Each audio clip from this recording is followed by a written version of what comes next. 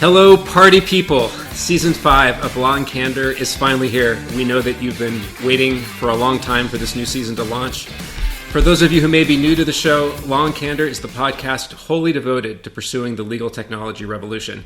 I'm Rob Hellewell, and I'm here with my co-host, Bill Mariano. Welcome to the show. We're glad to have you back. So to kick off Season 5, we want to start with one of our favorite parts of the show. Sightings of Radical Brilliance. And as the name implies, this is the part of the show where we bring to you some of the latest news around notable innovation or technology and other acts of sheer genius. Yeah, for today's sightings, we want to talk about an article around thought leadership published by Baker Botts around Federal Expedited review in response to COVID-19. This is interesting stuff. This just came out in July, and Rob, you and I were just talking about this. It's interesting in that it sort of gives you an ability to get certain things by the federal government expedited through the review process and compliance, kind of. I mean, it makes sense. You know, you have some kind of a national emergency like COVID, and you want to encourage innovation. You want to encourage, whether it's vaccines or issues with the supply chain, and you got to give companies some kind of leeway to do things that maybe they couldn't typically do. But there's always a but. Yeah, and that's where this got interesting, right? And Baker Botts does a great job outlining this.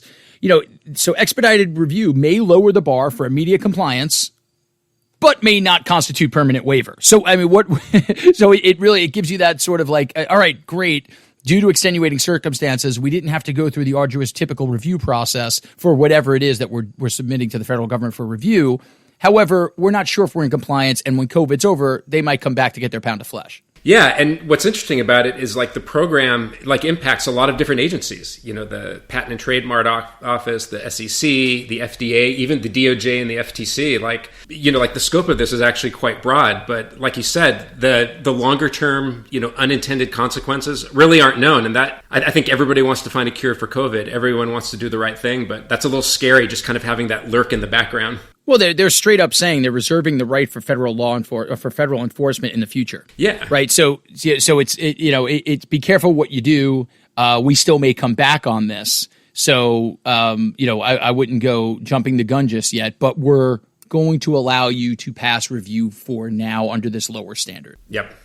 Yeah, it'll be interesting to see how it sort of turns out in the long term. I mean, but if you think about it, I read an article recently that said there are over 200 vaccines in development right now for COVID. And I don't think you would see that quick and that fast of innovation without something like this that kind of, relax the standards a little bit. Yeah. And I think when we do finally have a vaccine, we will, we'll see. There are reasons why some of these standards are in place, both from an efficacy issue and a mortality issue, right? I mean, there are sometimes there are unintended consequences from these vaccines. But look, we are obviously, with the number of deaths in this country, number of deaths around the world, and the effect on the economy, obviously there's a rush to get this stuff out. I think it's good that, not just in terms of a vaccine, but just in getting business done, that some federal requirements have been relaxed. I don't know if they're just holding that right they're reserving that right to come back later as a threat to not be too sloppy. Or if they really mean to enforce it, because it would be very strain. It would put quite a strain on the federal government if they have to go back and revisit everything that took place this calendar year because they were all done under expedited review. But I guess we'll see what happens. I like the idea of this. The concern, of course, is that they're holding the right to come back and enforce noncompliance later. So try to have all your ducks in a row, regardless of the level of review that you're going through. I think the most important takeaway is that when that first vaccine gets rushed out, that you try it first and we see how that works out. Yeah, I am going to be the guinea pig. That's no problem. I mean, this show is too valuable to the industry for us both to take it at the same time. I think we just need to stagger that out. Well, what I'd like to do actually is that I'll take it, but then I want to be the only one that has taken it. And then I want to sell my plasma on the street for tens of thousands of dollars before the next round of vaccines get released. I know I've sold my plasma for much less back in the college days. So, well, isn't that the way you backpacked around Europe based on your savings from it? All right, listen, enough of this. I do think it's a fascinating article. Baker Botts put it out under their thought leadership publication, and it's a really good. It was published in July. Check it out if you get a chance.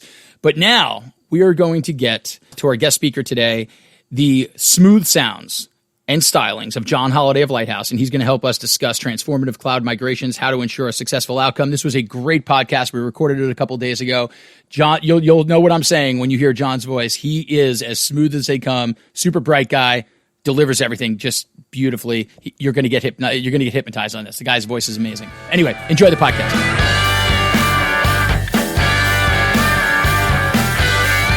Okay, so now it's time to welcome our very special guest today, Mr. John Holliday from Lighthouse. John, thanks for joining us, first of all. And second of all, would you mind giving us just a brief introduction of who you are and what you do here at Lighthouse? Sure. So I have a background in law and computer science, and I've been at Lighthouse for about a year, working primarily in the advisory services group. Interacting with clients, but also focusing on product development at Lighthouse and providing technical support to the advisory team. And do you feel that people just feel safer with you just because of your voice alone? Because I feel like I'm in great hands for this podcast just by hearing the sound of your voice, but I'm sure it makes our clients feel fantastic. John, maybe just to kick us off a little bit, at Lighthouse, we're hearing a lot more about migrations, probably more than we ever had before. For a company, what kind of an opportunity does a migration provide to maybe, reassess and transform processes and workflows within a company? Actually, cloud migrations, in my opinion, are, sort of the ideal opportunity, maybe the last opportunity to restructure content so that it's used efficiently within the organization. And I think of it sort of like this, you have a computer that you've had for 15 years, right? Or maybe not that long, but you've had it long enough that you've established bad habits for how you store your information, right? Because you really didn't have great tools, right? They continually evolve. As you know, things are changing very quickly in our industry.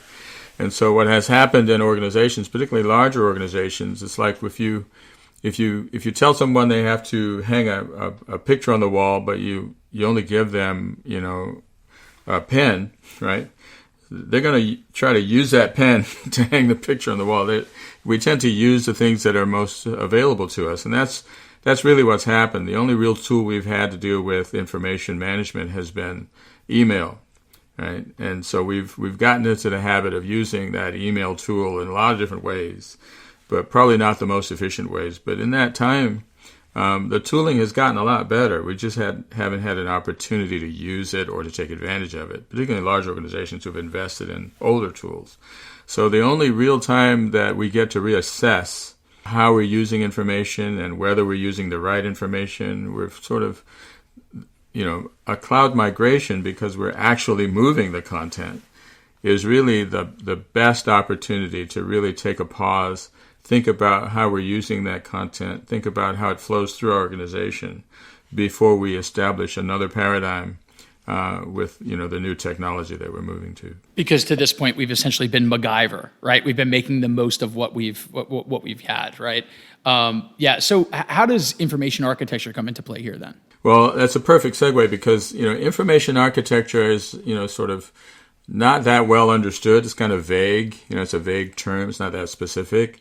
But really, when you think about architecture, you're sort of creating a space for things to go. And so information architecture, in the simplest case, is providing a place to put things, even if we don't really know where they belong, right? So I think of it as kind of a pipeline, right? When you have a pile of papers on your desk, you can pretty much decide what goes in the trash and what goes somewhere else, right? That's a big bucket idea, but it's really integral to thinking about information in an architectural sense. So if you had a pipeline where instead of, you put some in the trash, but then you give some to the next person in line, and that next person in line is more of an expert around accounting, right? That person can pretty easily tell what's accounting information or relevant to the accounting and what isn't.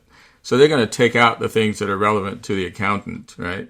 And then they're going to pass the rest of that bundle, which is now smaller, onto the next person. Maybe that person's a lawyer. They're going to pull out all the legal stuff. And they keep pushing it down the line until it's really clear where that information belongs. So architecture, to me, for information is defining the roles. So we clearly have an accounting role. We clearly have a legal role. We might have a marketing role. We might have a sales role. right? These are the big buckets, and so we have to define our environment so that we have a place, so that if we do have a workflow, if we do have a pipeline, it can easily pass down that pipeline from one stage to the next and eventually end up where it belongs, basically taking it off of our desk. I noticed that you did that in reverse order from least cool to most cool, starting with accountants, then legal, Right. then marketing, then sales, who obviously Right. are the most cool in that group. Yeah. Well, but the question about information architecture really, you can see that it ties in more to not so much what content is, which is kind of the old paradigm, trying to really fit every piece of content into a specific box, right? And it's more toward how the content is used, right? Because the same piece of content can be used in multiple ways, right? We could have a piece of content that is useful for the accountant, but it could also have some information that's useful for governance, right? And so the trick is sort of structuring the environment so that it can really adapt the content to the place within the organization that it can do the most good, right? And John, cloud migrations are a big deal. Other than just actually, getting the data moved from one location to another, what are some of the other benefits that companies can, use that time or that opportunity to take advantage of? Cultural transformation, so it's not just about information architecture, it's about business cultural transformation, right? So moving to the cloud is enigmatic of digital transformation, where people are having to rewire themselves to work within this new digitally driven economy. And when do we get an opportunity to do that? It's when we're given new tools and shown how to use them. Well, that's part of the way. But if we're given new tools and told this is what we have to use, then it changes the dynamic and it changes the way that people interact around information. You look at the growth of something like Teams in the midst of a pandemic, right? So all of a sudden, the transformation that was already happening without the pandemic has now just been accelerated because we don't really have another way to interact with each other. And what's happening? The technology companies are having to grow suddenly to provide the platforms that we need to interact with one another, to do work, to share work, the collaborative environments, things that have been around for a long time that have just been underutilized are now coming to the fore. So really, this cloud migration step, I think, is kind of the catalyst for that, completing the work and doing that business cultural transformation that has to occur in the midst of the digital transformation. So, one of the things we like to do on this podcast is give our listeners best practices, and you've been sort of alluding to them this whole time, right? So, but if you had, in a nutshell, could you just give our audience a list of best practices or things to keep in mind for successful transformative cloud migration? First thing I would say is involve everyone in the transformation process, right? Yes, there's going to naturally be some sort of information architecture. Maybe it's not a rigorous information architectural effort, right? Because I think companies have a hard time justifying the cost of thinking about classification. But I think if you involve the frontline workers as well as the IT group and embrace the notion that it's a broader transformation that's happening, not just the movement of data from one place to another, then what will happen is that you'll have to engage in conversations around how that content is being used. And for example, one of the things that I've done even prior to coming to Lighthouse is creating a 3-day workshop where I choose a cross-section of people who are involved in frontline, even from, shop floor type interactions with content, right? But sales has to be there, IT has to be there, legal has to be there, everyone who touches content that's flowing through the organization. And I lead them through a facilitated workshop where they're simply sharing how they interact with the content, right? Which may be hidden from if you look at the org chart, you're not going to get that information. If you look at the content only, you're not going to get that information. You really only get it when you get people in the room sharing, well, I've been doing it this way for the past 5 years, and I'm not really interested in changing the way I do things.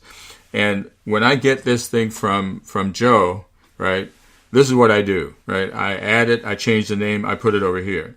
So when you get people in a room and they're sharing how they interact with content, what emerges is a greater awareness in every individual how their contribution to the overall flow of information works for that organization or doesn't work for that organization. That, I think, is key to that business cultural transformation that has to occur in order for the company or organization to realize the benefit of doing that information architecture work. It doesn't have to be even more precise than that, because what happens is it catalyzes greater awareness in every individual that they are part of the whole, first of all, and that they're not a silo of information. They're not going to be a place where information goes in and then stays there. It also helps to achieve this notion of retaining expertise in the organization, right? Because you're putting structure to it. So a best practice is, one, involve everyone across the organization in the digital transformation process and the information architecture around that. And then also begin a conversation about how information is being used. John, this has been really helpful, and we mentioned at the beginning of this that we're seeing more and more migrations. We know it's a big deal for our clients, and I think that this has really given us something to think about, and hopefully for a lot of our listeners too. Maybe just do a quick recap. Migrations shouldn't be looked at as something that are just painful. It's an ideal opportunity to update how information is stored and reassess the tools that companies are using. Migrations also give the opportunity to enact a real cultural transformation within a company and really relook at how information governance is handled. As far as best practices, I think you brought up a great one. Involve everyone. I love that idea of kind of like the cross-functional team that includes end users and kind of everyone in between to help really redefine how, content is used, tools that might be helpful, and just kind of giving each person, more of a stake in the outcome and learning how to maintain information a lot more.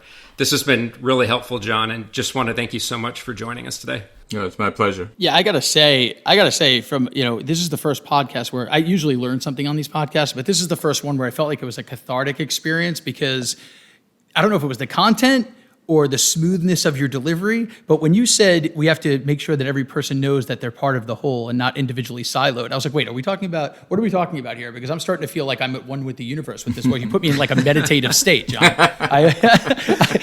I think I was hypnotized for a second there. I was starting to feel like, everything is everything. I'm starting to feel, but what the bleep do we know is getting into a whole quantum mechanics thing here. Thank you so much for joining us. You were fantastic, and I think the audience is really going to enjoy it. Thanks so much. Thank you. Thanks for bringing us closer to the singularity.